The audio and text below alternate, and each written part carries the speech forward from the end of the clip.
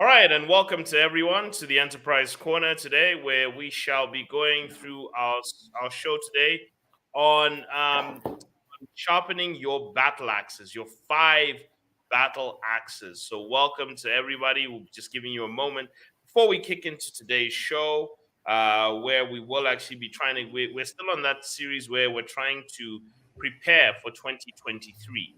Every new year is a chance to try and start the cycle again and to get started over and over and to pick up where we left off. So I think this is a very, very pivotal part of building into the next year. And it's very important that December becomes the month in which preparation is done, not January. A lot of people like doing preparations in January, but they should be done in December. So I'm your host, Munyumba Mutwale. I'm your investment analyst and also your entrepreneurship analyst. While we have Shadrach, chartered accountant, as well here, who's also an enterprise expert. And we'd like to welcome all of you here. Shadrach, how have you been doing, my brother? Fantastic, Nyumba. It's been a fantastic week. How are you? How is the day going? Good, good. I'm seeing the shirt and the hashtag are now coming out in full force today. Yes. Hashtag Ifumiani Poinsoni. All right. We are pushing for the agenda, Nyumba. People know a lot of things. People I know they know a lot of skills, but they can't monetize them because they are shy. So I said the campaign last week Monday, Fumiani Poinsoni, to encourage people that have got skills to stop being shy and monetize their skills, because everyone has got a giant within. All of us have got a giant within. If you can only stop being shy, then we can accomplish great results. So we invite you to join the movement, Mnyumba, and tell your audience that Afumie points on it to monetize whatever skills they have to benefit themselves. So you've heard it right here, people. Munyumba Mutwale, endorse this message. Do not sit on the gold mine Fantastic. inside. Do not Yeah. sit on the gold mine inside. In fact, that is correct, Shadrach. Don't sit on your gold mine inside. A lot of you have got a gold mine inside and you've decided that it's not for anyone else, but you're just keeping it to yourself. And then you wonder why the world is hard and why things are difficult because you don't want to look at the gold within. There's actually a book, Shadrach, that speaks about that. It's called Diamond in a Field, Diamond in an Acre. Uh-huh. And it talks about this gentleman who went around the world looking for diamonds. He went around, but he Uh-huh. didn't realize he had huge diamonds in his backyard. And he just never searched his own backyard. So, to everyone Wow. out there, search your backyard because that is what Shadrach is trying to tell you. Search your backyard. There's a diamond, there's a gold mine sitting there, but you're looking for something else that other people will validate you on. But you don't want to take the Indeed. skills that you have and utilize them. So, thank you, Shadrach, for starting anyone. So, Chisi, thank you for joining us. And everyone else who's joining us, please give us a shout where you are joining us from. Tell us what you expect out of today. Today we'll be talking about, as we said, the five battle axes, which are the value things. We're actually picking up again from that conversation of Porter's five forces, but we want to talk about sharpening those. Not Porter's five forces, sorry, Michael Porter's value chain. But we really want to talk about Valchen. sharpening.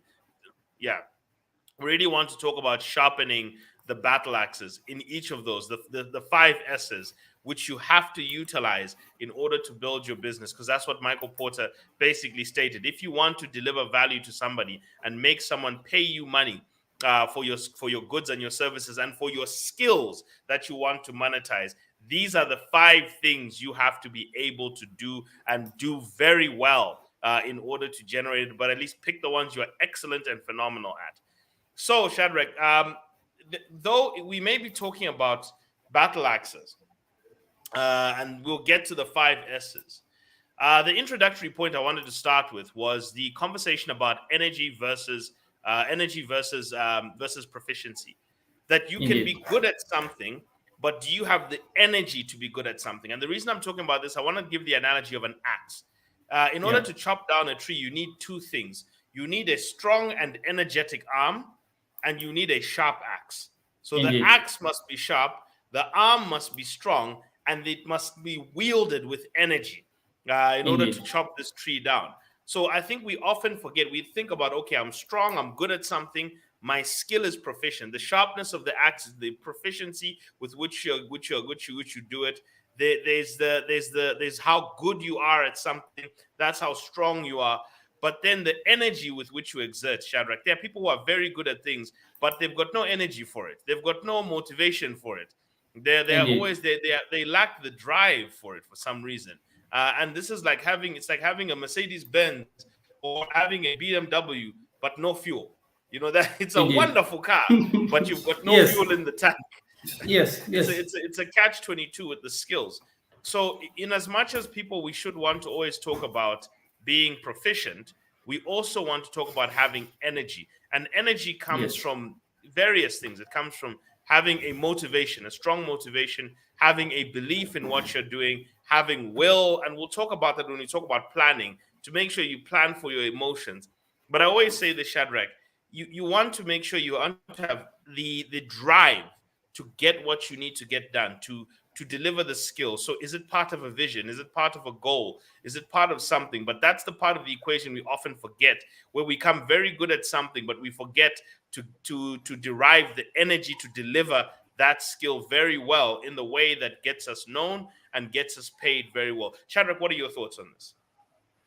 Remember that's very true. That's very true. I think when you look at the concept energy and of course efficiency, it's they are quite related issues here, and we can't talk about one without the other. And this is to be honest. Remember, if there's a course, business analysis, and I like how this thing has been explained. Partly because it's like when you have proficiency and precision. For example, they say if if you are somebody who is very much efficient at what you do, you're very much fast, you're able to execute your task on time, but you can't do it better. Still, the customer won't pay you more for that. So I think True. before we get to the proficient deficiency, I just want to agree with what you said, but that's quite fantastic, and I'm looking forward to the conversation, but because we've just nailed everything, right? Remember, we've just nailed it. Yeah. So I think in going into 2023, I just want everyone to know that you need energy, people. You can't just say, I'm Yeah, going to do this, this, and that. I'm going to start my business. What is the energy force that's going to drive you in that area? What is the thing that's going to make you wake up every morning? What's going to make you take 20 sales calls? When you need remember that for every sale you make, you need to make probably about 10 sales calls just to be able to get to that single sale. And you have to have uh, the energy to go through nine and, rejection and and you see, remember, just stories. as we are saying, the energy is extremely important for us as we go into 2023, partly because we are at the brink of a globalization. The global Yeah, recession is just imminent, and a lot of things are likely to change in the economic environment. So you need that drive, personal drive. You need the energy to take you through 2023 hardships. The energy will help you to come up with a plan. It will motivate you to come up with a plan of how you're going to execute certain tasks. So without the energy, it's hard. It's hard. true. Yeah, no, that's the first thing. So to everyone else there, figure out your energy source. Your energy source is gotta be, and to be honest, in as much as money is an important part of life, the problem with money is it's a temporary energy source. It's wonderful. You will get quite a bit done in the first few months. The problem is now getting through hardships is very difficult when money is the only thing motivating you. The people who get through those Yeah. hard times, they've got something bigger than money that motivates them, Yeah. because Yeah. you're tempted to quit the moment like the global recession kicks in, or the moment the economy slows down. You're tempted to quit, and money, Yeah. that's when you realize money is not enough, when you're now facing the hardships of life and you're facing the hardships of business. So it's just something I wanted to drive everyone to. You have to have a reason why you're doing what you're doing, and it has to be beyond money. It has to be outside of you. It has to be selfless. There's a lot of strength that comes from people being selfless. So Kenny, let's get into, we've talked about energy, we've talked about the importance of it. So I wanted to just introduce the concept of the five axes, because Yeah. we talked about swinging an axe as an analogy. Yeah. Yeah. Yeah. And the five axes which we wanted to talk about were Michael Porter's five sections of his value chain. And inside his value chain, remember, now we're talking about the core value chain, not the supplementary Yeah. one. We want you to really focus on the core one. And the core one is broken into five parts, which we call which all start with S, the way I've actually named them. The first one is sourcing, which is inbound logistics, bringing in, Yes. finding the things that you need in order to create the solution and to deliver the solution that you're looking for, that you're doing. So the product you need has got inputs. There are things that you have to put in. If you're doing analysis for people, there's knowledge, there's systems, there's all sorts of things that have to come in. There's data. I'm a financial analyst. I have to collect data on a regular basis, so I need streams of it. So inbound logistics are very important. We'll go through all of these. There's the actual solve. In other words, operate. Solve the actual problem, take the ingredients and create the solution. The third one is outbound logistics, which I call send, order processing, delivery. These are things that you need to really get into your mind. The fifth one is sales and marketing, communication, your advertising, your social media management, community engagement. How are you going to do Yeah. that? So that's sales. Okay. And Yeah. the fifth one is serve. So, and this is now delivering, installing, repairing, greeting your customer service, your focus. How do you do it? How do you satisfy your customer's need and get feedback? And you have Yeah. to look at which of these you can do better than anyone else. So just Yeah. always remember, it is source, solve, send, sell, and serve. Okay, so these are your 5 axes. And today I want Shadrach and I, as Shadrach, I'm gonna bounce back to you on this one. We're gonna talk about which one is better. Oh, I'm sorry, not which one is better. Sorry, Yeah. how to sharpen your axe in that area, Yeah. and also Yeah. how to generate energy and momentum in that Yeah. area, how to generate that energy in that area so that you can get it right and get it good, and where to place your focus. So these are like the Yeah. 3 areas I want us to really talk about when dealing with this. But Shadrach, any thoughts before we go deeper into this issue of your 5 battle axes? Yeah, Mnyumba, I think this is going to be very helpful for our audience and also for all of us to remind ourselves of the importance of this model. And I like the way you've put it: sourcing, sending, saving, solving, selling. It makes a lot of sense. And it's going to help all of us guys to see how we can improve. Because, I've always believed in, but the most important skill for you to have as an entrepreneur, as a business person, is simply to be able to sell something. If you can't Yeah. sell, you're doomed. So I think this is going to be a very fantastic conversation, and I'm looking forward to a further discussion as we go into details. I think let's get started. All right. So the first starting point I want us to deal with is selling. The first battle axe is selling. And what is that? Selling is the ability, one, to capture the attention of your customer. Okay. And I've got what I call the 6S model. The 6S model to customer fulfillment. Selling is the ability to capture your customer's attention and to bring them to try your product. Because you sell to new customers, you serve old Yeah, customers. So selling yeah, is about trying to yeah, bring new business through your door, as opposed to trying to just serve the old customers. Because you keep the old customers by serving them and serving them well, and maybe selling them new things as well. But you yes, sell the new ones. So to sell to someone, they need to be able to see you. They need to be able to signal that they're interested in you, and they need to tell you how they intend to start. Okay, so those are the 3 things. So you need to give them a start. And this conversation of selling will entail, one, we call it, Alex Catoni calls it catching the ABCs. Okay, and she says, capture their attention, make them a big promise, and trigger them to a call to action. So it's ABC: attention, big promise, call to action. These 3 things help you like flow someone through. And now I was talking about the first 3 S's of my success model, which says see, signal, start. How do you get someone through that process? Now it yeah, involves pricing, it involves communication, promotion, actually creating a product and a community around your product, and also managing how to actually engage them and how to get them through that first sale. Are you going to give them a free trial? All sorts of things. Now, in terms of sharpening the axe in this area, which is what I would advise people, is one, books. This is why we've talked about 7 steps to better sales and many other books as well. Get yourself into sales books. Get yourself through sales mentorship and coaching. Once you've gotten books to start trying, then you start getting mentorship and coaching. If you've already gotten sales books, then mentorship and coaching. I've been going through sales material, things like Dan Loke through what's her name, Susan Mulongoti, Dan Loke, who's from China, who's a Chinese sales expert as well. I've also been dealing with Alex Catoni, who's a Canadian sales and marketing expert, and Neil Patel. So these are the names that kind of have been helping, and I've been reading. I've been sitting on YouTube at midnight, going through new sales courses and sales techniques. I've been on HubSpot learning as well, because this is a skill I want to sharpen and get better in. And there are tools. I'm looking for tools, techniques, tricks, trends that can go out there and help me sell myself and my skills, because it's two things you have to sell, especially in today's Yeah. world. You have to Yeah. sell yourself, and you have to sell the skill and solution Yeah. to the actual public itself. So sharpening the axe in sales is important. And why, Kenny, why Shadrach, I say it's important is, there's no, as you pointed out earlier, there's no business without selling. What are you going to do if there's no one coming through the front door? So the first one is selling. You have to actually sell. And I'll Or tell you this. something. I was talking to a friend of mine yesterday, just in closing on this point, is that we were talking about selling cookies. Like, she makes cookies. She's in a different country. She was talking about making cookies. And we were talking about price.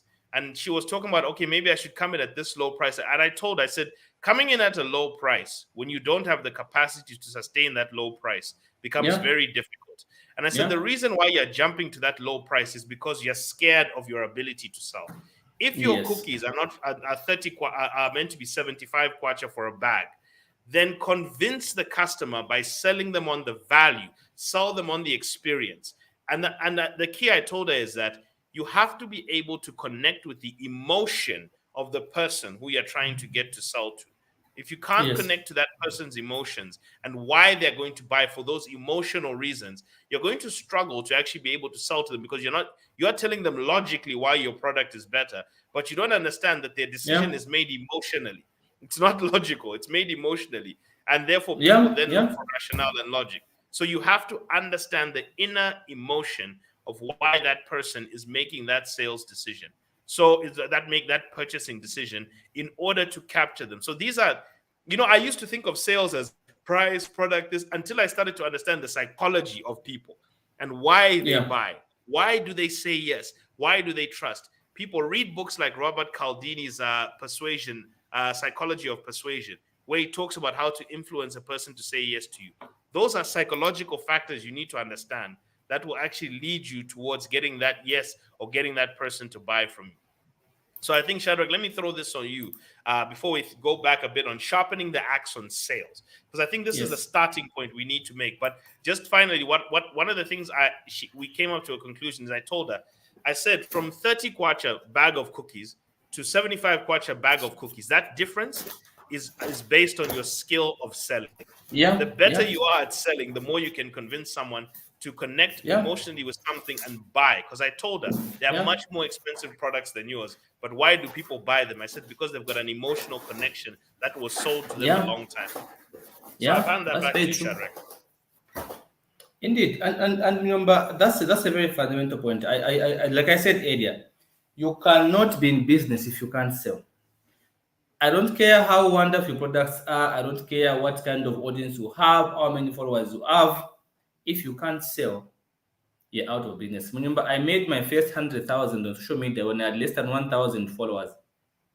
I Yeah. sold and I made 100,000 because I'm a salesman.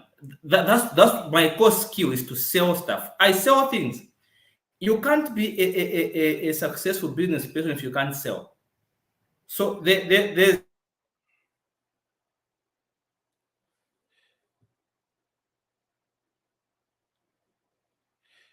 Okay. I think, sorry, unfortunately, I think we've lost Shadrach temporarily.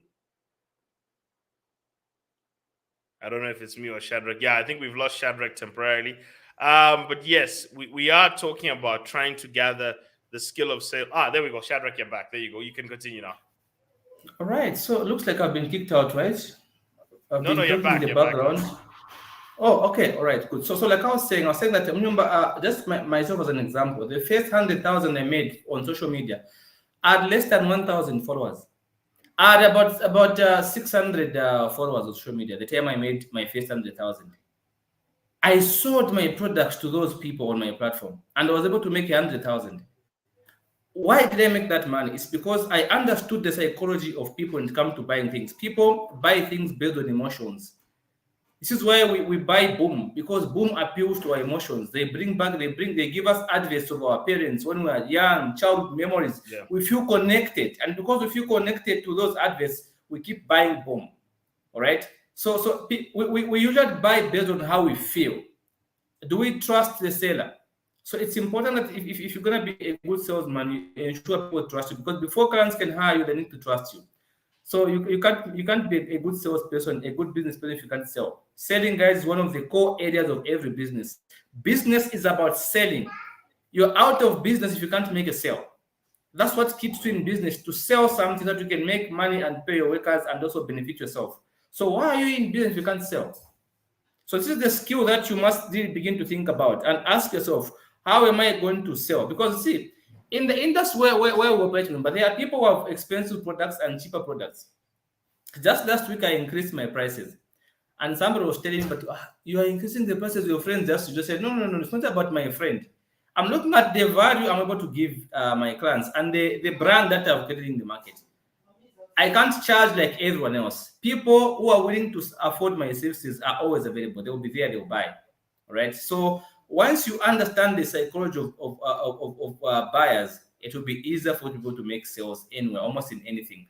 Look at Obama. Obama can simply look up one day and writes a book and says how to sit on a toilet. And that book becomes the best-selling book.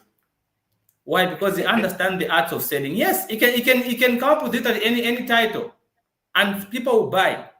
All right, because they understand something. For people to buy from you, they need to trust you. That's very important. If you're a salesman, create trust with your clients. I'm telling you, that's gonna be like a bomb.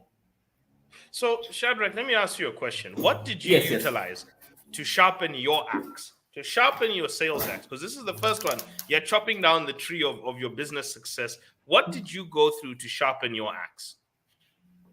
Okay, so first of all, like I told you, remember, I've been in the streets for 10 years. Over 10 years, I was selling salawada. All right. Yeah. And now I understood how people buy. I used to see, if I open a bag of salawada, remember, a client comes, there's a bag that I think is nice. All right. If I start giving that bag to them, they won't buy it. They think I just want to say to them because I'm the one selling. They choose something else. So I was looking at how people react when you're selling things to them. I'm thinking this is a very nice bag. Get it. A client says no. I want to choose for myself. They get something very dongoristic and they feel bad about it. But why are you leaving something stronger for something so not strong? All right. Because I'm the one selling to them. When I give it to them, they think it's because I'm the one selling. They don't believe me. So being in the streets and interacting with people for a very long time helped me to nurture myself. But also, I read a book done by Susan. Susan Mwenda. This is the book here. She's also done very well when it comes to selling. She's explained steps you can take to, of course, be able to sell to your customers. But also something I've come to utilize myself is creating relationships with your clients. Even when I was selling Salawala Mnyumba, all right, I could put bags on bus to go to Kitwe, to go to Ndola, to go to Chisamba, Kafue for my clients because they trusted me. So once you create that trust with your clients, they are going to recommend you to somebody else. I had people calling me all the way from Ndola saying, no, I want to buy a school bag for my daughter. I want 5. Can you put for me on the bus? Okay, I'm gonna put for you. I open a bill, I get 5 school bags, and I put on bus. They go to Ndola. My client receives. They say, well, thank you so much. I've received. Why? Because there was that trust. So I understood if people can trust me, then they can buy from me. Right. So if to earn trust, you have to avoid anything that puts you in jeopardy. Don't overprice, don't underprice, be realistic. Customers understand when you're overpriced, but also they understand when you're underpriced. Customers are able to pay for value, but don't exaggerate. Again, don't lowball. All right. So I understood that if I can build trust, remember, it's going to help me a lot. So number one, for anybody who wants to become a good salesman, create trust.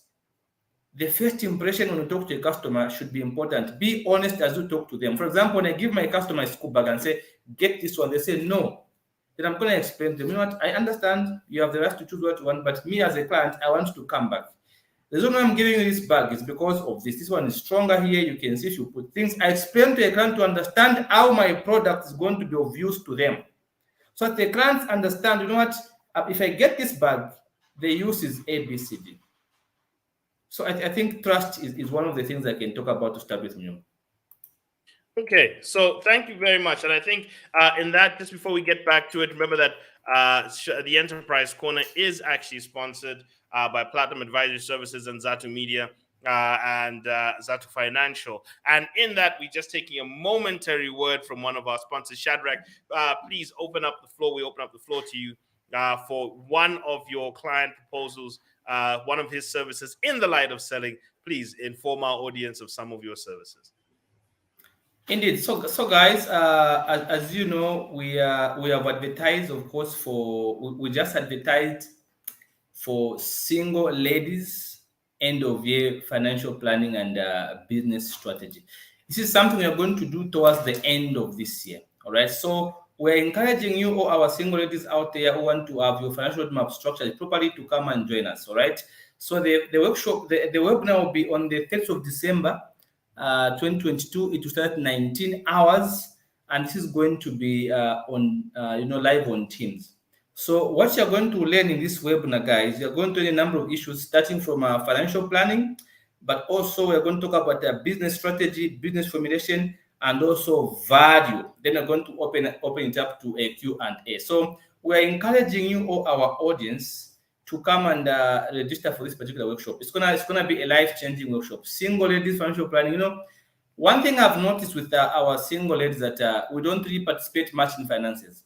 I believe that it is easier to be a rich wife than to be a wife to a rich man. All right. So this webinar is designed specifically for single ladies. All right. It is only going at 200 kwacha. You may send your payments to that number there. It will be on a Friday, 30th of December, 2022. And that, what better way can you end your year and than attending a webinar where you're going to be taught how you're going to start your 2023 financially, to plan it properly. You can't always be depending on your boyfriend. You can't. You're going to be a slave. You end up marrying somebody you don't like.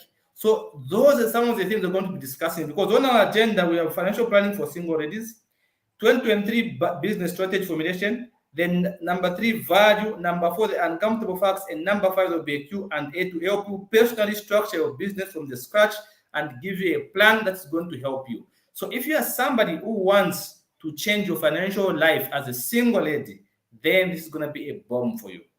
You'll be happy. You look back and say, you know what, I'm so grateful I attended this particular webinar. It's going to be a life-changing webinar. So to register, you may call that number there, or WhatsApp 0953 or you may simply deposit 200 kwacha into these numbers. And just to mention before our member comes in, guys, that this service we are going to offer for 200 kwacha normally would cost you 2,000 kwacha per hour. That's how much I charge for this service. But I'm willing to give it at 200 kwacha so that as many single ladies as possible can come through. Right?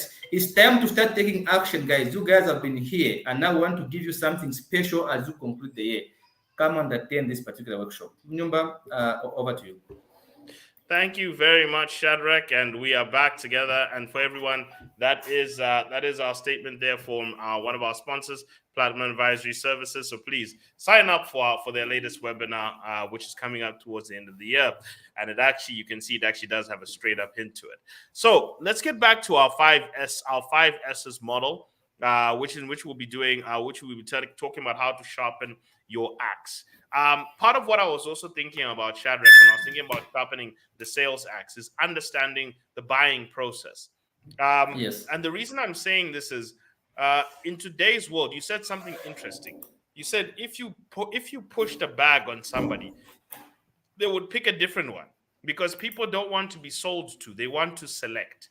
They want to be attracted, and they want to select. They want the freedom in their process. There's a lot of democratization in processes that we're seeing. Now, with the advent of social media and advertising, it's no longer, a Shadrach, just about throwing yourself at everyone and doing this mass marketing around. But it's more about trying to find you. I think the first step, I think even Susan puts this out in her book, is you must learn how to profile your customer. Know who they are, know where they're sitting, know what they view. And if you know what they view, if you're able to profile your customer down to a much more detailed point, I think Alex Hitoni also says this. She says, "Don't be for everyone. Be for who you be. Be exactly for who you need to be, but don't sell to everyone. Just sell to someone. And I think in that point of view, trying to just sell specifically to a group of people. I always say, Shadrach, like for me, it's the target audience I knew were people who are 25 to 45. People who are 25 to 45, they're working either by running their own business or they're working for themselves. They generally earn an income somewhere between 5 to 16 or 5 and above. They generally tend to earn an income somewhere of 5 and above.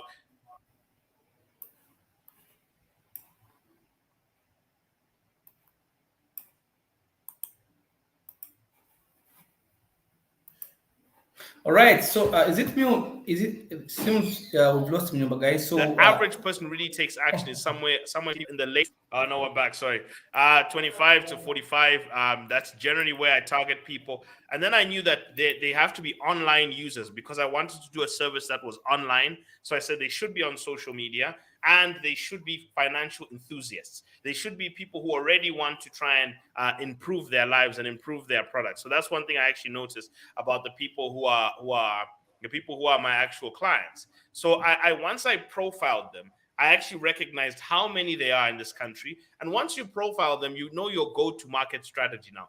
Now you know how to get to them, where they are, and how to attract them towards your service pack. So I think that's one thing, the main thing I've been really focusing on, how to attract the people there, because people don't want to be pushed towards. They want people to pull, they want something that will pull them in.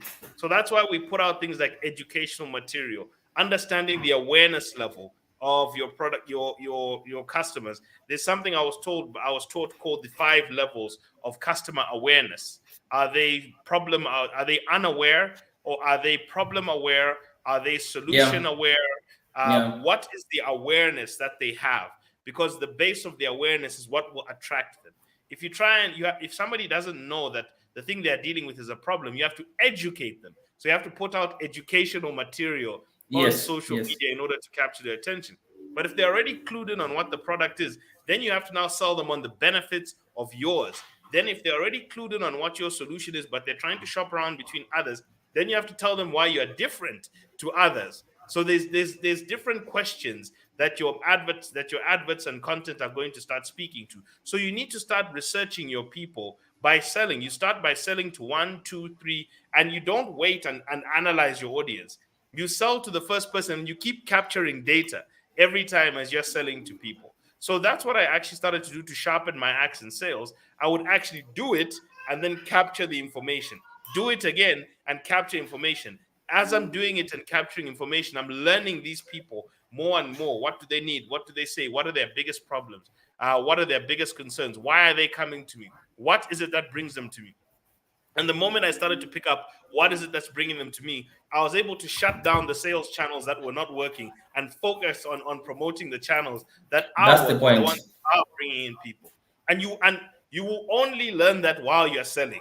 You will not learn Yeah, that by yeah. analyzing from a bird's eye view. Open up 5 sales channels, figure out which ones are working the best while you're on the ground doing it. So that's how you sharpen your axe in that area. You learn your pricing by there, you learn your communication strategy, you learn your promotions, which promos worked, which didn't. Are your people price sensitive? Are they not?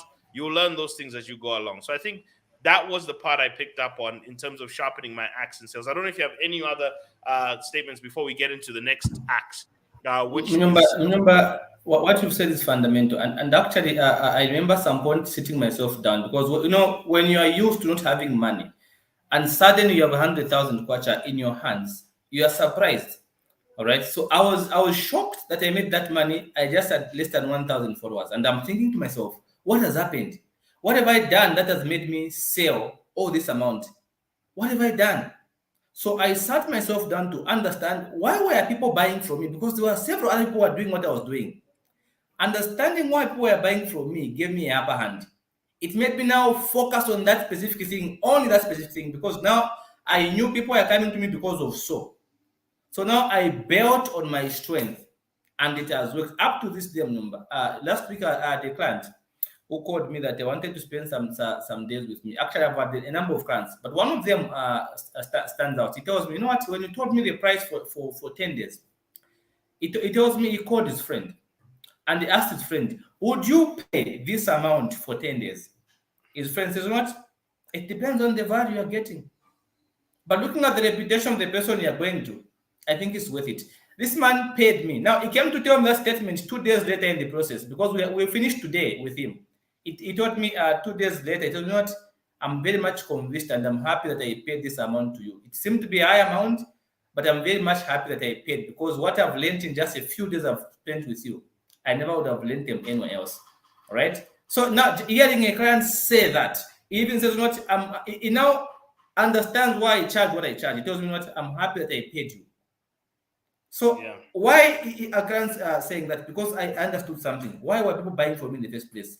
I noticed what people were buying from me and I built on it. That's how you sharpen your skill, guys. Listen from your customers. All right.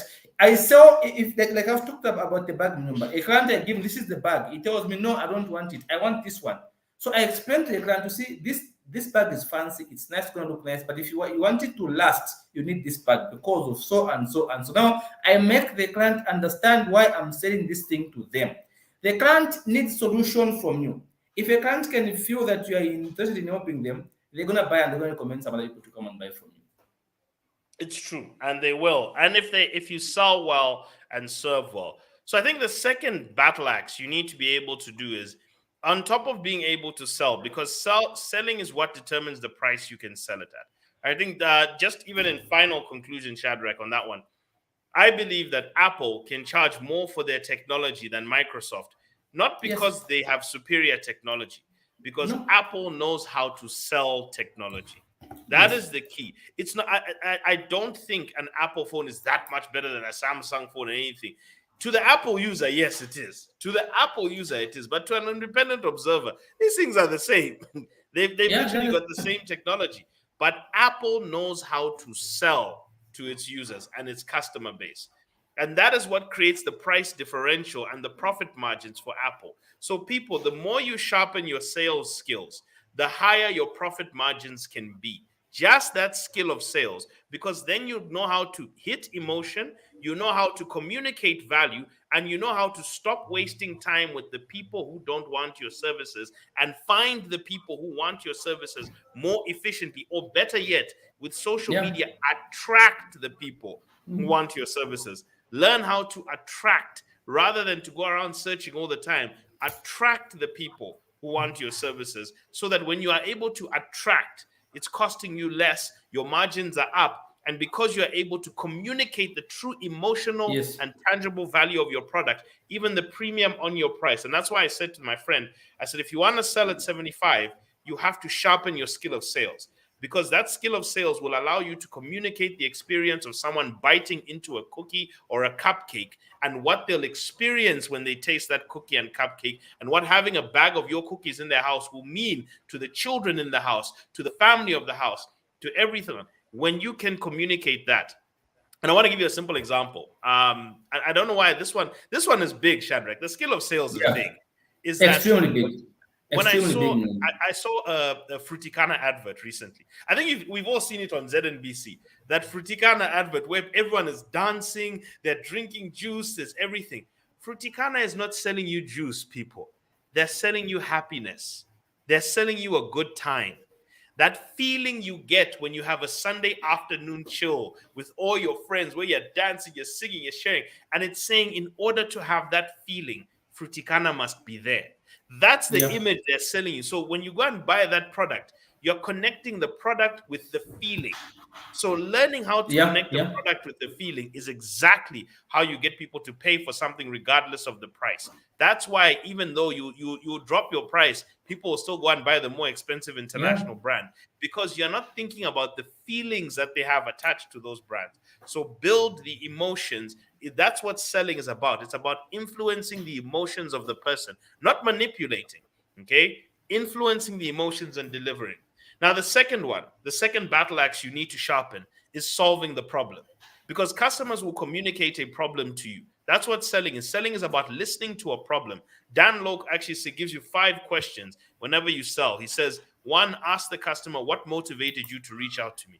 Ask them, because they'll tell you what sales channel is working the best.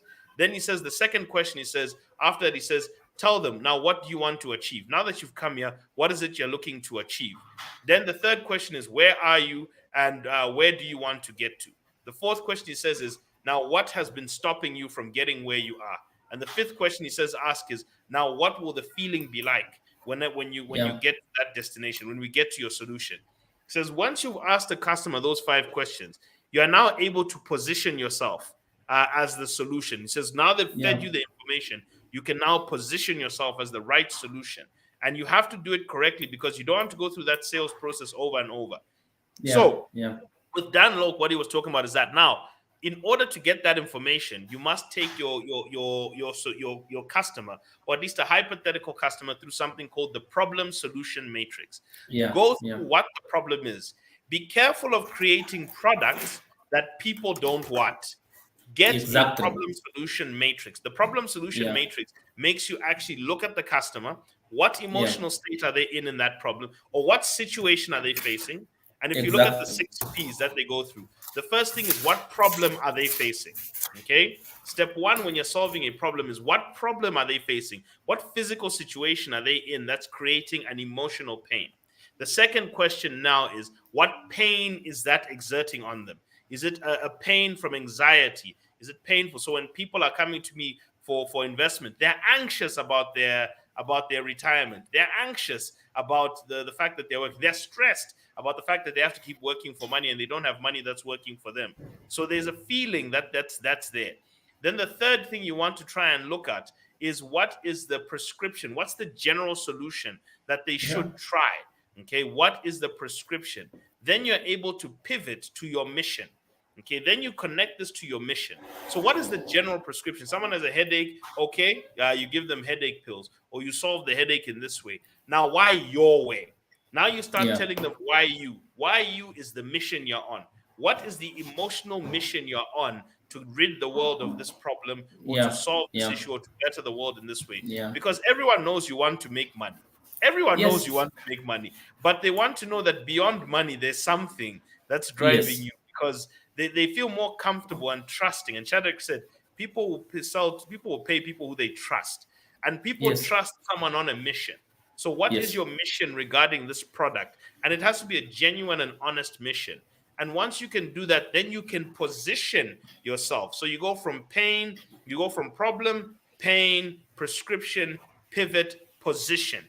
You position yourself as, okay, this is why I'm bigger, better, faster, stronger, cheaper than the other ones. Now, here is where you make the solution. How is your solution, okay, that you've just positioned here? How is it bigger, better, faster, stronger, simpler, easier? What is the ear? What is the thing Munyumba, Munyumba, I like that, and I think maybe let's use my upcoming webinar as an example of why yeah, did I even come with that webinar. All right, yeah, guys, if you can see, I'm wearing a shirt, and on this shirt is written "Fumieni Poinsoni." All right, Munyumba, I have noticed that there's a lot of divorce rates, and I've also noticed that when people get employment, a lot of ladies' relationship end with their male counterparts. But I've also noticed that a lot of ladies may have some money, but they don't know how to where to invest it. But at the same just sorry, time, just sorry, Shadrach. Can anybody please just inform us if you can hear us? Because somebody's one lady has stated that she's saying she cannot hear. Can somebody else please confirm if you can hear us, so that we know that whether it's us or whether it may just be yes. the unfortunate person there. So just proceed, Shadrach, and then we'll get feedback. Please just inform us if you can Okay, hear guys, us. tell us if you can hear us before we proceed. Please, want to know, is the sound okay? Can you hear me? Can you hear us as we speak? There's a comment that there's no volume. We need to know if there's volume. Please, somebody tell us. Okay. I think let's just proceed for now, just to see, because it feels as I think for Okay, now. Francesca can hear us. That means it's okay. Even Okay. Sisi can hear us and Francesca can hear us. Thank you so much, guys. So, like I Okay. was saying, So Munyumba, maybe Munyumba, you be the person asking me what was the problem. Like I was saying, the problem that I found, I know that a lot of single ladies, all right, yes. they are having financial challenges. Some of them not because they don't have the money. Some of them it's because they don't have where to invest the money that they have. But also because of that problem, some of them I ended up dating people they don't like, right? Because that's Yeah. what is the source of income. So now my vision was, my aim is to see businesses that are being driven by ladies. My aim is to see ladies start their own business from the scratch and be. No, I believe it's easier to be a rich wife than to be a wife to a rich man. That has been my goal. I'm setting the idea to ladies. No, ladies, it is easier for you to become rich than to be a wife of a rich man. Because being a wife of a rich man is a huge gamble, all right? But being rich yourself is easier because if you can come and get guidance, we show you how to start a business, how to plan your finances, we show you where to go and put your money, where to invest. This is going to help you to have some measure of freedom because what money gives you is freedom to choose. Choose who to date, who to marry, where to live, what to eat, what to dress. But if you're a single and you're broke, anybody's gonna show up with coins, it's gonna look like it's gonna look attractive, right? You end up settling for somebody you don't like. So now in this webinar we were talking about number. Like I said, there's going to be a lot of important gems that we are saying to single ladies because now we are selling. So I'm telling you what problem am I solving in this webinar? I'm selling the problem of shyness. People have got skills. A lot of single ladies can benefit themselves right now, but they are shy. So I want to help that single lady who's sitting at home, sitting on a gold mine. You have some greatness within, but you don't know how to monetize your skills. Come to my webinar. I help you monetize your skills. I take you through a step by step as a single lady of how you can make clean money for yourself. That empowers you to decide who to date, who to marry, who to be found with, where to live, what to eat, what to drive. It's not okay to fall in love with somebody because you're broke. It never works. All right. So that's what I'm saying here. So now, why is it? Why? And remember, by the way, people are responding. I was shocked. I put this up last night, and people are already responding last night, registering for this webinar. Why? Because they know it's going to benefit them. I'm going to take them through a step by step of how you can monetize your skills so that you can make real money for yourself as a single. Whether you have capital or you have no capital, it's a webinar that's going to help you. Have you seen? So we are solving a problem. So if people can see you're solving a problem, everybody will be willing to pay a 200 kwacha. What is a 200 kwacha to somebody who wants to change their life? It's nothing, literally nothing. So you are giving a solution to a current problem. So for example, my webinar is solving a specific problem in single ladies. Planning. Lots of them just spend money as it comes, buy Brazilian hair, buy phones. Single ladies have got expensive phones. If we sold, we could raise amount of money and start a business. But they don't think in those lines, most of them, because they don't know where to start from. So I'm going to give them a starting point, budgeting tools. All right. So this is why we are saying, I agree with what you said. If you can sell to somebody and show them how your product or your service is going to sort out a specific need in their life, anybody will be willing to pay your premium. Yeah, and just by today, I've sold, guys. People are already paying for this webinar. I'm not sure if I can even just maybe just quickly show, guys. People are already paying for this webinar. They are paying. It's already moving right now. Slots are moving. So if you want to be a part of it, guys, come and pay for this webinar. It's gonna be fantastic. You'll be happy. You ended the year in style. You'll be happy. How about you, Mnu? And you see that that's exactly the point when it comes to, and I think Shadrach just showed you exactly how to sell and solve, because that's the core. About 50% of the battle is solving a problem and selling the solution. Like literally, that's it. Solving a problem. In fact, there are 3 steps you're really looking for. Find a worthwhile problem that's growing in society, and he started by mentioning a growing problem in society. Then he went to the point where he solved it. He said, this is the solution. This is a webinar that will teach you these certain skills. And then the third point is then to sell that to the people who need it. In other words, find the people who need it and sell it to them. Don't sell it to people who don't need it. So in other words, he's actually said this is for single ladies. Okay, it's not for single men. It's not for married ladies. It's for single ladies. He's actually said who it's for. So he's actually targeted a specific group. And yes, it may sound like it's alienating, but it's actually specific. And it's actually important to be specific with your solution because it speaks specifically to a person's problem. So let me take you quickly through the problem solution fit matrix that will actually guide you on how to solve a problem just in a structured framework. But remember that this is not specific. What Shadrach is talking about is now having a specific workshop to deal with that problem. Let me just give you a general framework that you want. A problem comes in 4 stages. You want to find what's called customer state fit. Make sure you understand your target group, their limitations, their current available solutions. What solutions are currently available to them? Okay, or what actions? against which you are going to compete. The second thing you want to understand is the problem behavior fit. It will help you filter out the noise and identify the most urgent and frequent problems. Understand the real reasons behind which certain behavior is supported, and also the behavior that shows an infrequent or weak problem. So make sure you're asking yourself, this is a problem worth solving. So how people are behaving about it will actually tell you if it's a problem worth solving.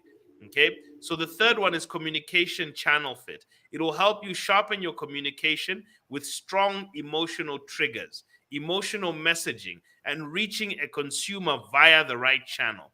And then there's what we call the solution matrix.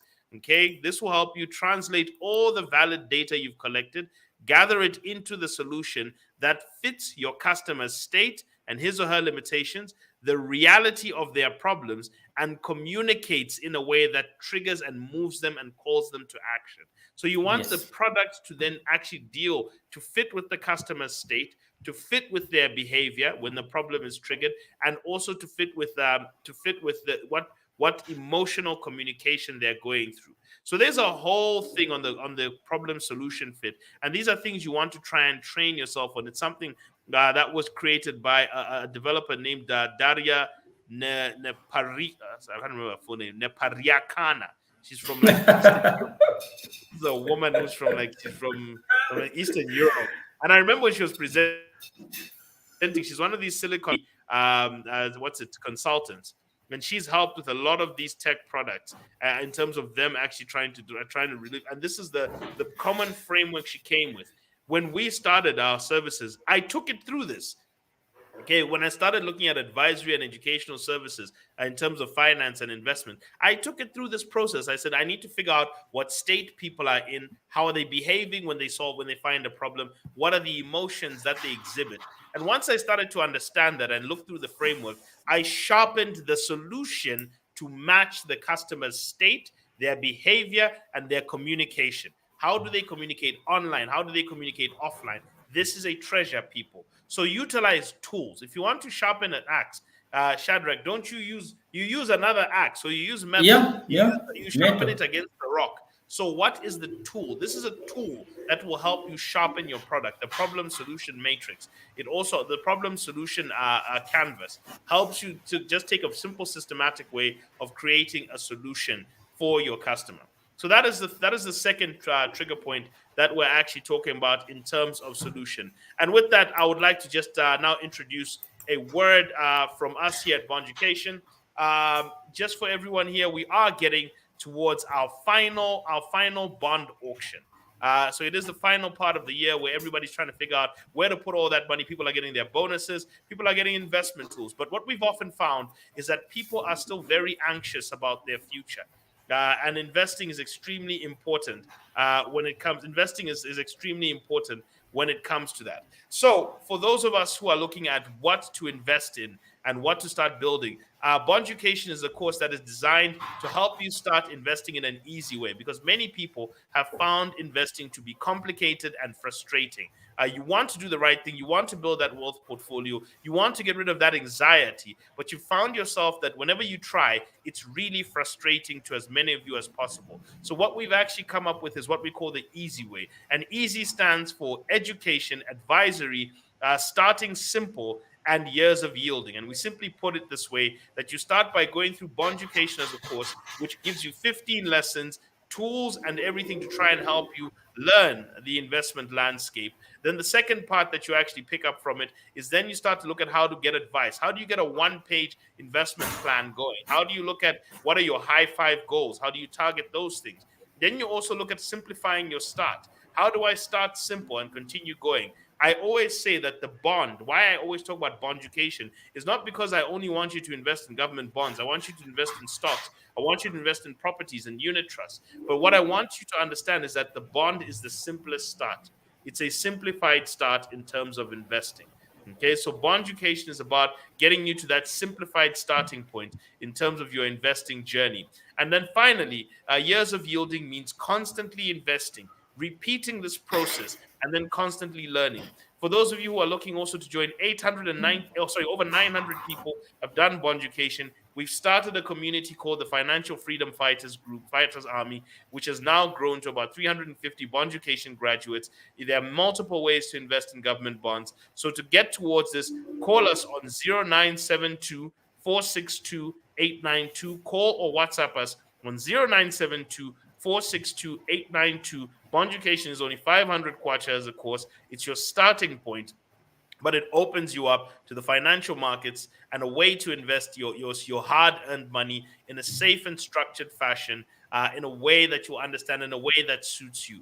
So figure out how to meet us again, people. We will be putting up more information on Bonducation for you. But thank you very much, and we return back to our regular programming.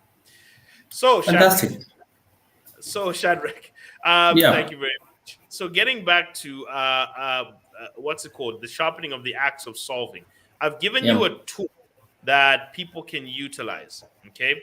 And that is the problem solution matrix. We've talked about 6S, we've talked about the ABC, how to actually solve a problem. Problem solution fit is very important. The third axe you have to be very good at is serving. Okay. You have to be very good at serving. And serving is good because of this. If you can deliver a solution or install your solution or system or manage its problems very well, okay, and then serve your customer well, customers do two things. They return to do more business, okay, that's one thing. And two, they tell their friends.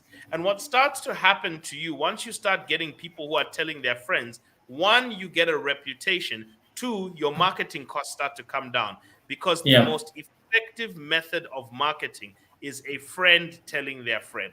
Shadrach, you Yeah, talked about a man exactly. who was trying to pay for your services. He called his friend and asked, would you pay for these services? There are people who constantly say, someone has recommended me, somebody told me, somebody this, someone that. We have often found that the most effective way to grow your business is to have a name out there that people recommend, whether you're banking, whether you're serving sweets, whether you're selling cookies, whether you're baking cakes, pies, financial services, anything. The moment you get a name, most of the things you've bought are things that have gotten a name for the emotional thing you need. Okay, so that's what you're looking for, getting that name. And the best way to get that name is when somebody who's had a good customer experience says, my friend, try this out, or I agree, that's the person you should be going to, or you need Yeah. help with one, that guy is the one who actually solves that, or that lady is the one who actually does that.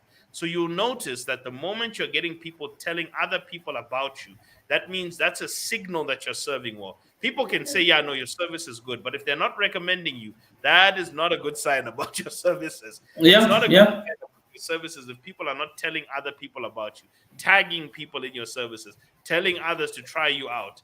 That is a sign of happy customers more than anything. Um, and that comes through the second part of the S's. Remember, I said the first six S's were C, get your customer to see you, get your customer to signal to you that they're interested, and get your customer to signal that they want to start, or how to start the order. The next three are how to get them to stay. How do you get them to come back the next time?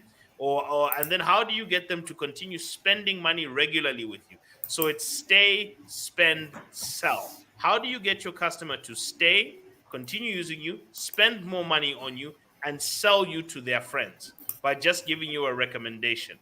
So this is what you want to try and get to. So the first three are advertising. The next three come by serving. That is serving. Shadrach, what is it? What do you think about this point of serving? Yeah, actually, I remember I have, let me just share this because this is something pretty fundamental. You've mentioned something extremely important, remember, and let me just show the audience here how this works. I have something here. Usually, this is something that we lecture at the master's level because I'm a lecturer of advanced management accounting, that's performance management. It's one of those highly involving courses on earth, guys. That's right, on earth. So guys, if you can see this one here, this is a model. All right, it's a model that we use to analyze your business from four different perspectives. We say the perspective number one is look at it from the point of view of you, the owners, the shareholders. What is it that you are trying to achieve? in your business. All right. So you set up your key performance indicator. So how do you create value for your shareholders? For example, how do you create value for yourself? Okay. So if you're looking at it from the point of view of yourself, you have to look at profitability, sales growth, return on investment, cash flow, whatever it is. So this is about you. Now, the part that I like when it comes to selling is for you to be able to look at the business from the second perspective. What do existing and potential customers value from us? Guys, if you can understand this point number two, what other people value from you, you're going to be a very good salesman. And here's how you do it. You may want to look at what is the percentage of sales from new customers. So if you sold things last time, how many customers are buying from you for the first time, and how many customers are coming back to buy for the second time? So you may want to look at how you are saying, how many new customers do you have, how many are coming back, all right? So helping you to look at from the point of view of the customer gives you a upper hand, all right? For example, you can look at what is the percentage of the time deliveries when somebody places an order. Are you fast? Are you slow? Are there any customer complaints? How many customer complaints do you have? Now, here's the issue, guys. Just because customers are complaining does not mean your product is bad. It's simply an indication that somebody's not happy with your product. So it gives you a chance to try and see if you can improve it or something you can just simply eliminate. But also look at orders from inquiries, all right? And you can do customer survey analysis, but also those that are coming back through recommendations. So looking at things from the customer perspective when it comes to selling gives you a upper hand. And you can look at these things from your end to help you understand what customers are thinking about you and whether customers are happy with you, whether customers are going to come back to you or not. If you sell something and a big percentage of your sales is coming from new customers, this gives you an indication that when you sell to somebody once, they don't come back. They don't like what to do. Something is not right.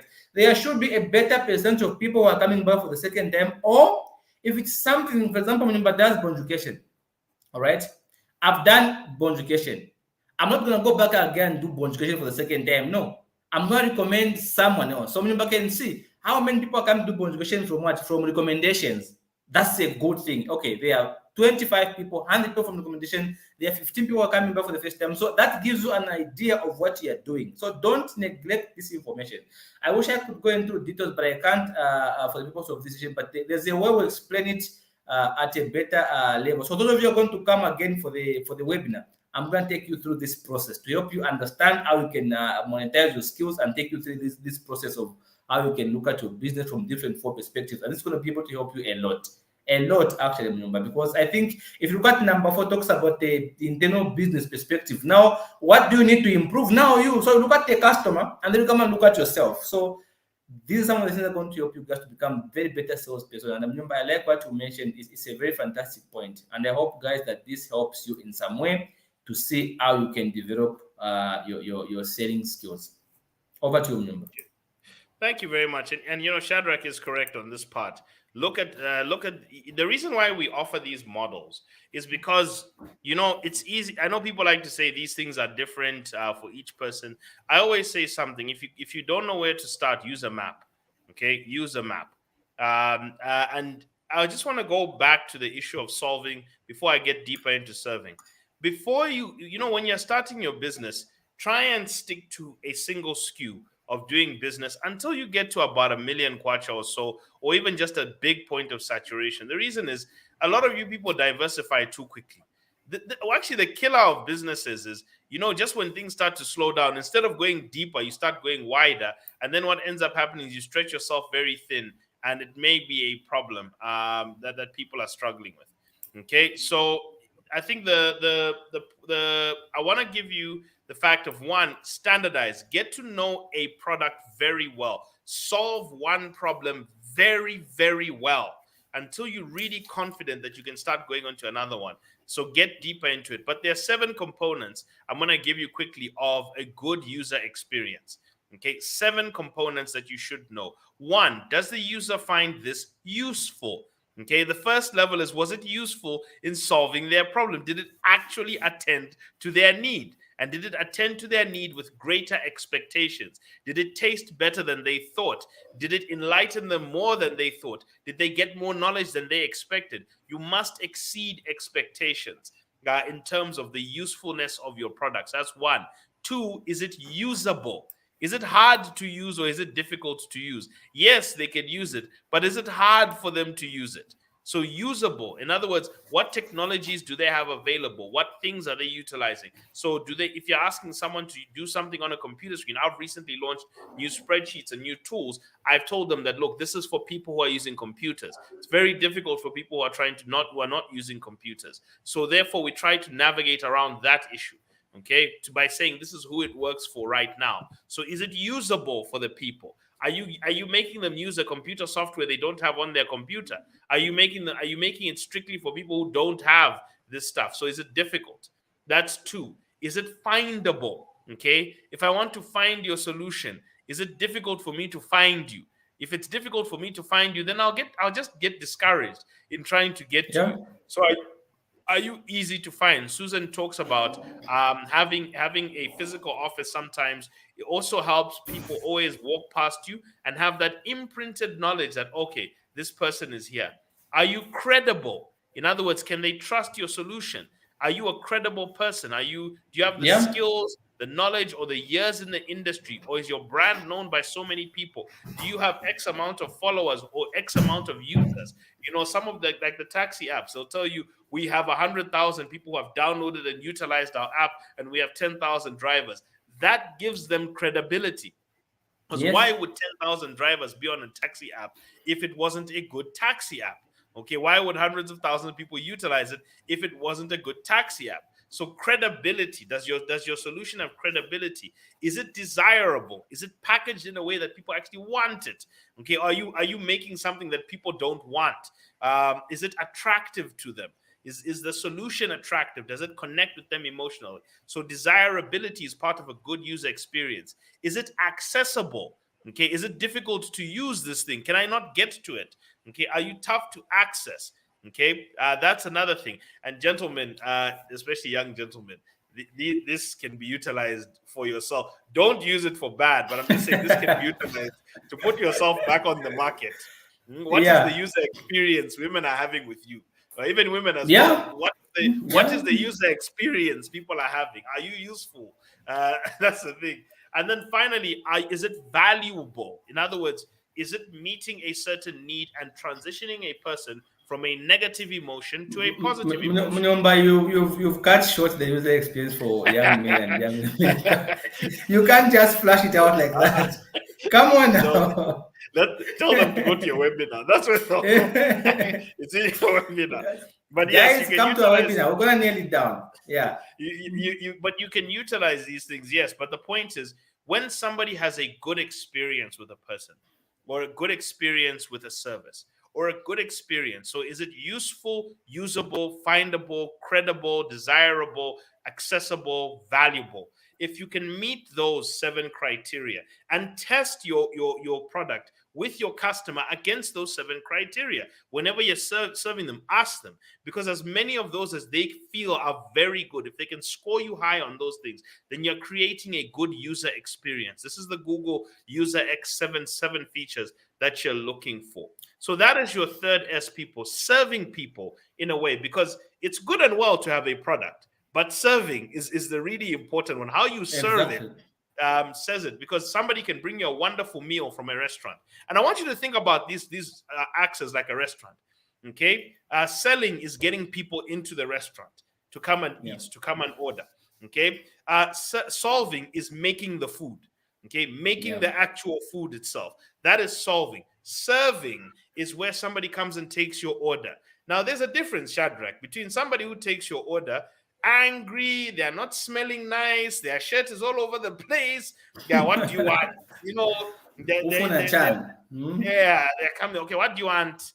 Okay, here. Okay, fine. Sit anywhere. Somebody who comes, good afternoon.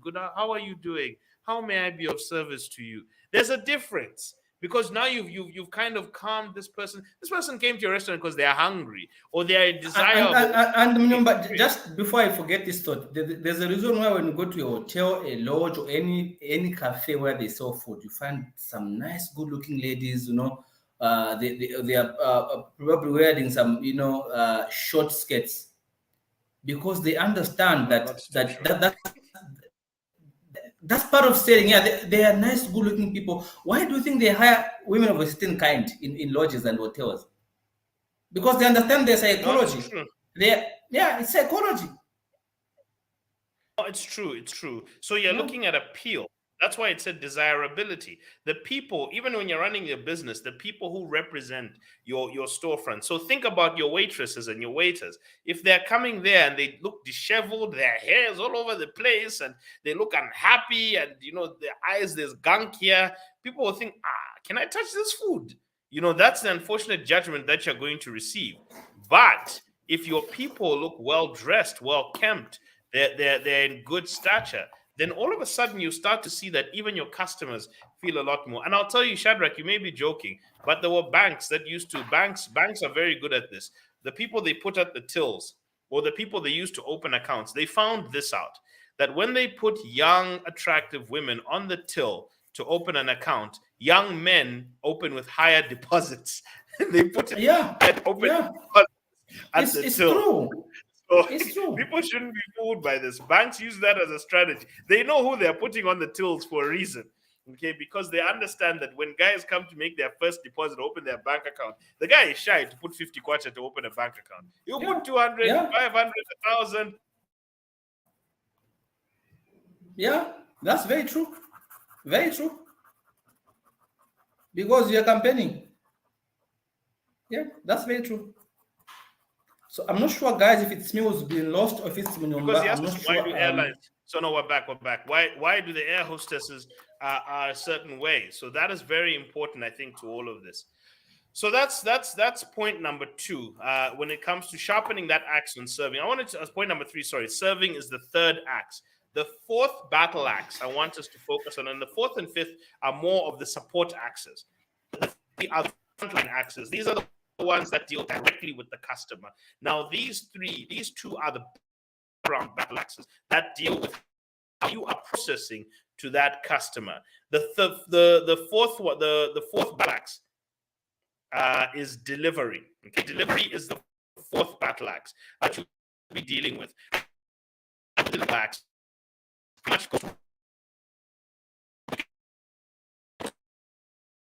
want to order. How do you process that order? And when somebody needs the product sent to them or delivered to them, the solution or the product delivered to them. So now this is your waiter coming out with the food and the meal. Okay, how are they getting to them? Is the waiter inaccessible? Are you making the person collect the food? No, that's difficult for them to get to it. Or are you making it easy? Are you making it clear? You've seen a lot of these on to the buy page, and they take you to those call to actions very quickly. So those are very important. Our order processing, in other words, is very important, and delivery mechanisms are very important. Think about a fast food restaurant. They process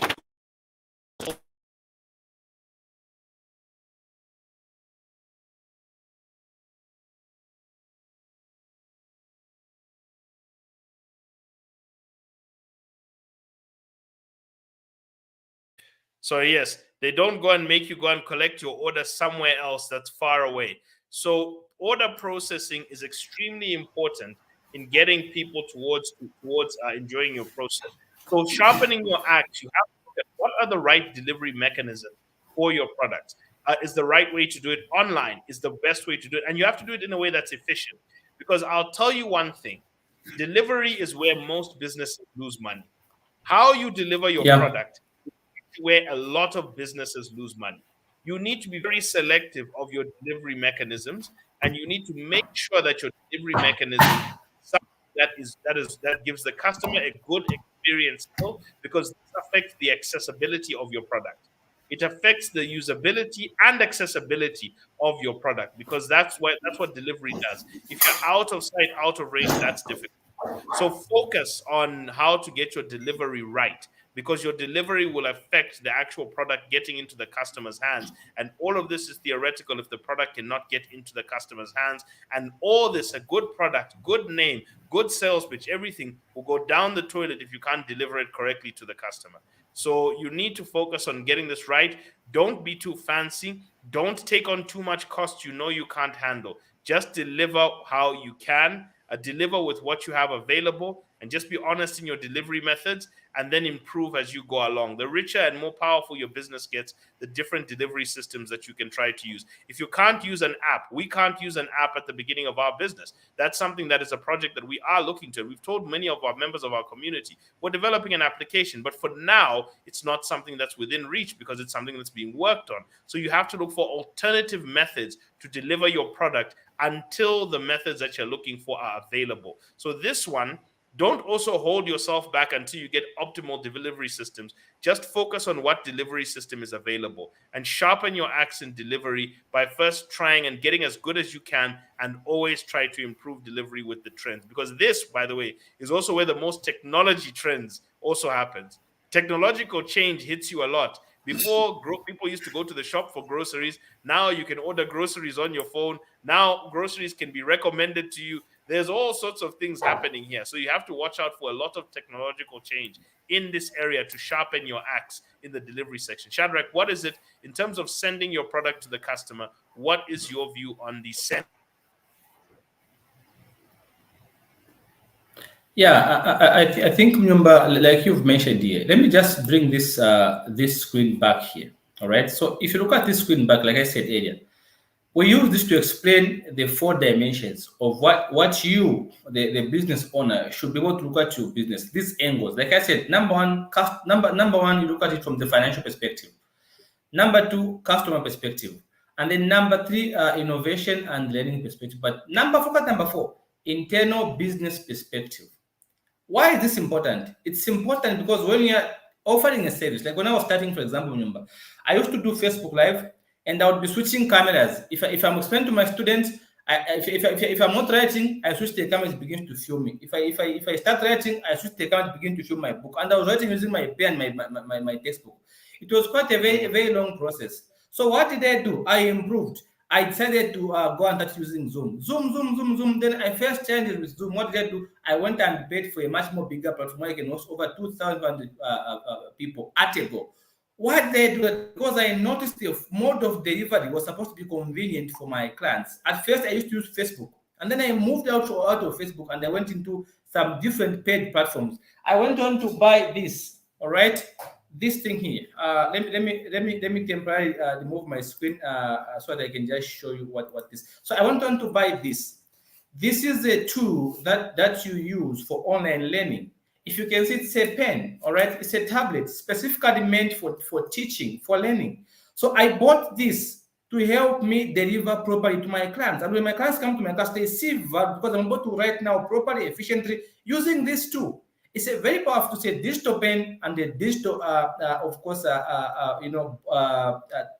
interface for me to be able to deliver my lectures properly.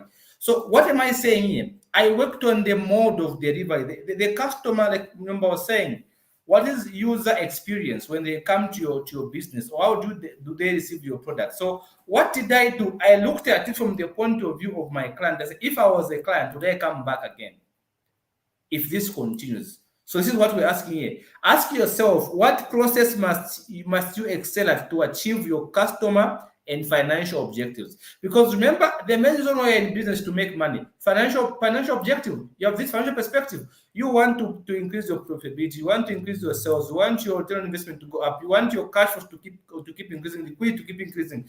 But you can't increase this thing if you don't look at from the customer perspective and also the business perspective. So what helps you to achieve number 1 and number 2 is looking at number 4. What processes must you excel at to achieve your customer objectives, but of course your financial objectives? Maybe look at the cost. You need cost analysis. Some guy was delivered to me a shirt, all right? At this shirt, he put on a yango. To deliver a shirt, you put one shirt on a yango to go and deliver to somebody else. It's very costly. All right. So you buy a shirt, but also you have to pay for a yango to come and deliver to you. So I was thinking, this is expensive now. It's like you bought a shirt, but also you have to put on a yango, and now you have to pay for the yango, you the customer, which is not a very good way of doing things. So I was thinking, I'm going to advise this guy next time to find a better way of delivering these products at a cheaper price to clients. So look at the cost, process, cycle time, value analysis, efficiency also matters. how efficient are you in terms of what you're offering, your delivery system? So it's important by saying, no matter how good your product is, it should not stress me to access it. The last thing you want to do is to stress your customer in terms of receiving your product, right? When I deliver my services to my clients, the last thing I want to do is to stress them. I want to make sure it is stress-free when they receive my services. If I'm going to have a webinar, I want it to be stress-free. I send for you a link before. You just click on the link. You don't have to do anything. I pay for that platform from my end. You, the customer, just click the link and you're in class. It's done. All right? So you don't have to stress your customers to access your product. Make it easier for somebody to use. Is it a platform or your service to receive it? Make it easier for them. Over to you. Yeah, no, and that is actually important, by the way. It's actually where you lose a lot of customers. The drop-off point actually comes with the delivery, because they'll just say, "I've had it at this point," or you lose a recommendation. If you've made them pay ahead of time, you lose a recommendation. Unfortunately, when the delivery doesn't work as well. So always focus on this. It's not the part they pay for, but it is the part that keeps them, and it is the part that makes it convenient. It is the part that contains costs, and match it with your costs. Some products make sense to send on a Yango. Some of them don't. An expensive 1,000 kwacha suit, a Yango makes sense. A 50 kwacha shirt, a Yango doesn't make sense. So that's the reality. So understand what's driving your customer to be able to purchase it. And the final S, which I've put here, is sourcing. Looking for your inputs. Okay, because here's the reality of life, people. Garbage in, garbage out. If you put in bad inputs into your products, then you're going to get bad outputs. And this is why I said, when you're starting a business, start with a simple product. Do not make your life complicated, because you want to deal with a single stream of suppliers first. You don't want to deal with a complicated web of suppliers that makes it 10 times difficult for you to be able to develop your product and for you to be able to do that. So if you take on too many products, each product or each solution that you're selling has got a network of buyers and suppliers that are needed. And you're going to give yourself a logistics problem or a purchasing and supply problem in your business. So simplify until you've got good inbound logistics. And inbound logistics is real-time inbound inventory data. Okay, I deal in financial markets data. So I know where to collect financial markets data and I stream it in to my systems. I've got Excel-based systems and back-end systems that are being created in order to track financial markets of Zambia and financial information for me to be able to give good advice to people. So I've stuck to advice on investment first because that is extremely important, so that I'm very good at that before I start to diversify into advice in other areas, and specifically for retirement planning, investment advice. I have stuck to those areas because I know how to get the data in those areas. I haven't given myself a mission of getting data that's difficult. Location of distribution of facilities. Where do you get this? What are the pipelines and methods it's brought to you? How do you handle your inputs? Because you can get inputs like flour, for example, and then it's handled poorly, and then you find those weevils in your flour for the food that you have, and all your flour is gone, your inventory is gone, your business loses money. Because inbound logistics and outbound logistics, if you want to find leakages in a business, if you want to see where the leakage points are, it's inventory management and sales and distribution. Exactly. These 2 points are where a lot of people lose money because they complicate these two things. They become too complicated and they deal with too many products at any given time.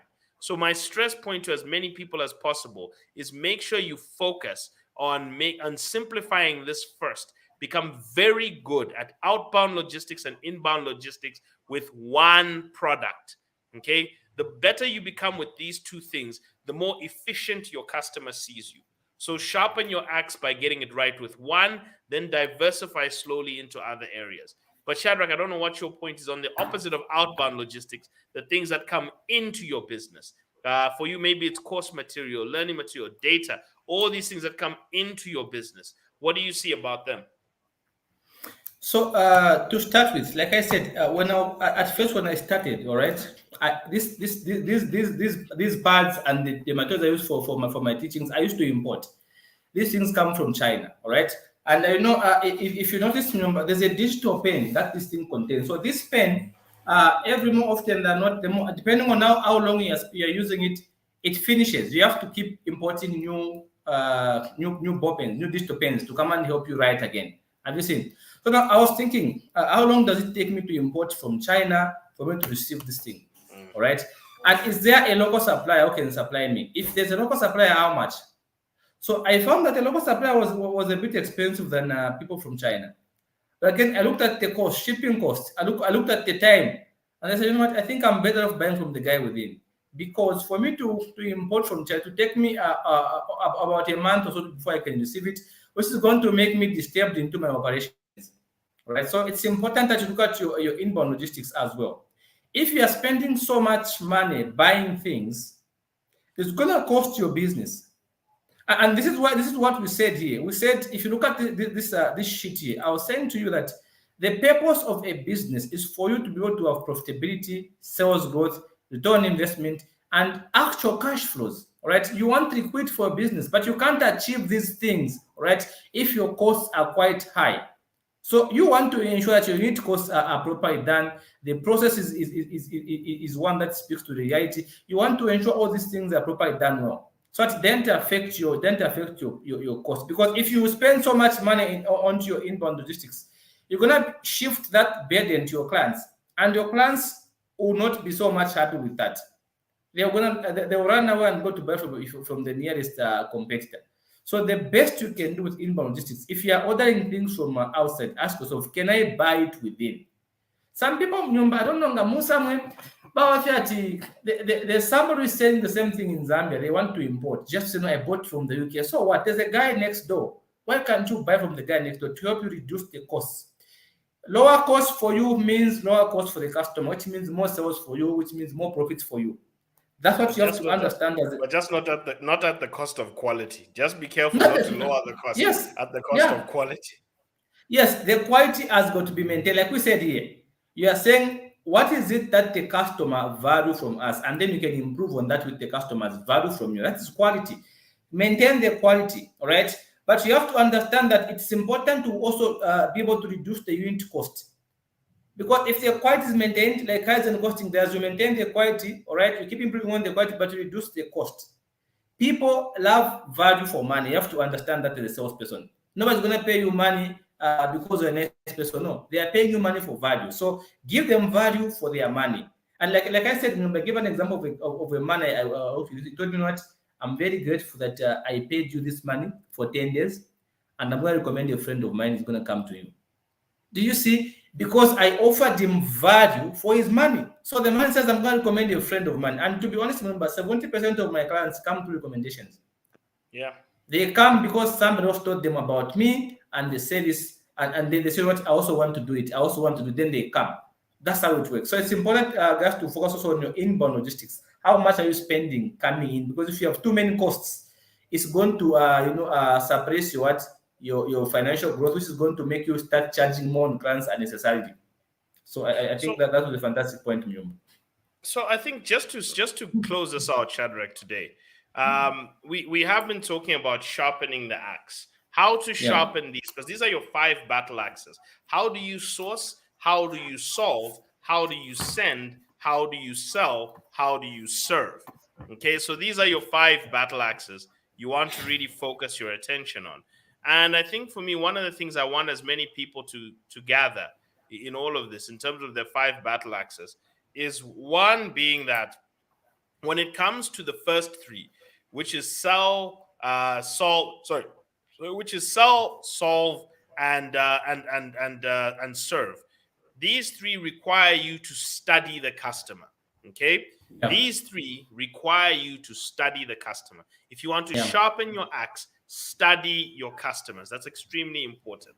And the second point I'll point out here is, if you want to sharpen your axe in terms of inbound logistics and outbound logistics, structure and standardize. Systemize, standardize. Okay, make these things simple. In fact, let me use different terms. Simplify your inbound logistics and outbound logistics, and systemize it. And also study data. What data do you see? Shadrach was talking about, where do I get my pen and everything, or where do I get my board? I was looking at, where do I get my data? How often do I collect it? What system and process can I put in place to get this? Systemization, standardization, and simplification will improve your inbound and outbound logistics so that you can do it with your eyes closed. and you can now start to hire people in those areas, because you don't want to be focused on sourcing things. You don't want to be focused on sending things. You really want to focus on solving, selling, and serving. Those are the three areas you want to focus your attention on, and you want to try and outsource those areas as quickly as possible once you've built a system. So that is the process of sharpening your axe. Going into 2023, study the trends that are happening in these three areas. What's happening in terms of the inputs of your industry? What's happening in terms of the way people are delivering? Shadrach talked about starting an education and online school when the pandemic hit. People got used to Zoom. Okay, so that was a change in delivery of educational material. Social media has become a huge change. People are being challenged. Look at the way your product is being solved. Is the problem evolving? Study trends, people, in society and the way we behave. Look at payment solutions, Shadrach. People are now becoming more comfortable with mobile money and point of sale payments than they are with withdrawing money and paying cash. That's a change. That's a material change in how things are being done. That's a process change that's going to make your product accessible. So focus on this. Market. What messaging do you need to change? Look at your messaging very carefully and look at the way you need to serve. So study, people. To sharpen the axe, you must study, you must simplify, you must structure, you must systemize, and you must practice. Practicing and studying are the things that make you sharpen your axe. So if you want your business to get better, sharpen these 5 battle axes, because the profit margin that you attach to your service is dependent on how well you do this. And I said this before, Shadrach, as an example. The skill of sale is exactly what makes someone go from a 30 kwacha cookie, 30 kwacha bag of cookies to a 75 kwacha bag of cookies with no change of inputs. Okay, the solving makes that improve. So look at what you're doing in terms of solving a problem, selling the solution, and serving the customer with a smile. These 3 areas increase your profit margin. What reduces your cost is outbound logistics and inbound logistics, systemization and simplification. And that is what makes you a profitable business. So what affects your price, again, just finally, solving, selling, and serving increase your price. Inbound logistics and outbound logistics reduce your costs, and there is your profit margin. So focus like that. Fantastic. And I think, remember, you've done it very well.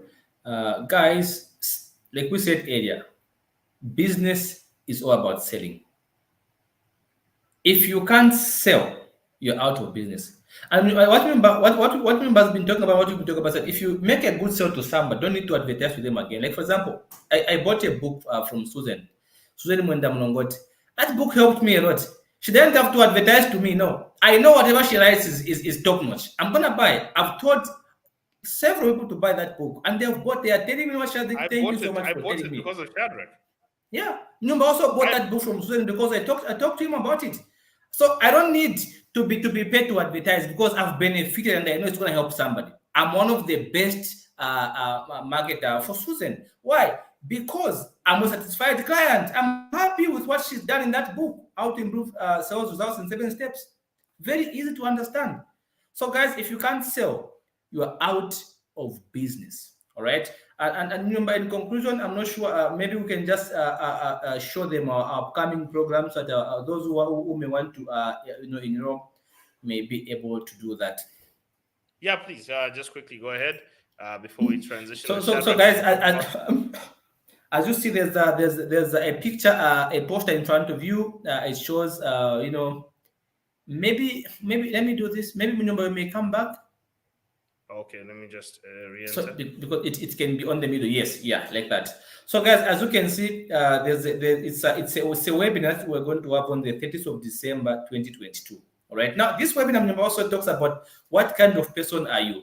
Some people are gonna go to drink, fight, and have their teeth removed. All right. Some people are gonna come and sit with us in this webinar and learn how they're going to structure that 2023 and set goals. As a single lady, it is easier for you to be the rich wife than to be a wife to a rich man, because that's a huge gamble. It's a huge probability.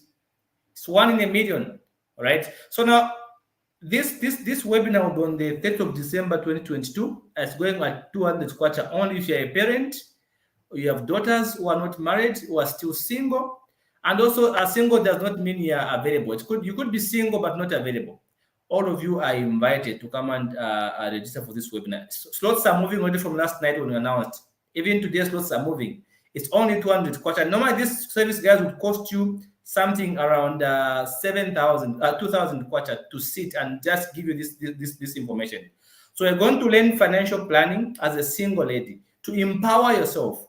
We're going to take you through step by step how you can monetize your skills so that you can do something for yourself in 2023. Let your 2020 be better than your 2022, but also going to learn business formulation. So I'm going to help you with a business plan as a single lady. How can you develop a business plan?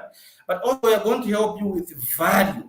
Like we've been talking about part of value here, but we're going to help you with value for yourself, but also value for business and value for money. It's something we're going to talk about in this webinar. And finally, we're going to talk about the uncomfortable facts when it comes to single ladies about money. And this is going to be like a life-changing webinar, guys. You don't want to miss this one. And finally, there'll be a Q&A. If you have a situation, you're going to come through and ask questions. And we answer those questions in real time. Specifically to your needs. Are you having a business? What is your problem? What is going on? How can you scale up? You have a chance for how much? 200 kwacha. And somebody was telling me, Shadik, why have you reduced this price? I said, you know what? It's the end of year. I want as many people as possible to attend. So as we start 2023, you have clear financial roadmap. Single ladies, if you are parents who have children who are not yet married, you're a single lady who wants to scrap your business, who want to have an independent financial roadmap, please come through for this webinar. You're going to be happy you did. This is one of the things we end the year and say, what? I was happy I ended the year at a very productive note. Financial class. 30th of December 2022. You can call that number there as 0953 9797998, or you can simply deposit into this number and send for us a screenshot. We'll be happy to see you in the webinar. I think that's the number for me. Thank you so much. Thank you. So thank you to everyone for today, for joining us for the Enterprise Corner. We'll be meeting you next week as we now finalize. Next week will be the final episode of this season. We have carried ourselves through this season with our new team. Kenny has not been with us, but we'll hopefully have him in the final session of the year, where we're going to talk about emotional and logical alignment of business planning. I want to talk about emotional and logical alignment. This aligns with something recently that we saw from PBD. So to everyone who's with us, thank you for joining us. Thank you for being with us. To our regulars who are here, thank you for coming with us. We've seen Vernon Hims. Thank you for giving us a notification. Taizia Siami, thank you for joining us as well. Francesca, once again, thank you again for being with us. And to many of you who are here, please continue to support us. Tag your friends in here. This is the sharpening of the axe that we wanted as many people to know of. And Grace, hopefully you were able to hear us later on. And to everyone, have a wonderful day. Have a blessed day. Thank you very much. And please write in the comments, what was your biggest takeaway from the sharpening of the axe? Which axe do you need to work on? And how do you need to try and work on it? Please continue to reach out to us. Shadrach, I wish you a wonderful day, my brother. And to everyone with you, thank you very much. Have a wonderful day. Indeed. Bye-bye. Thank you so much.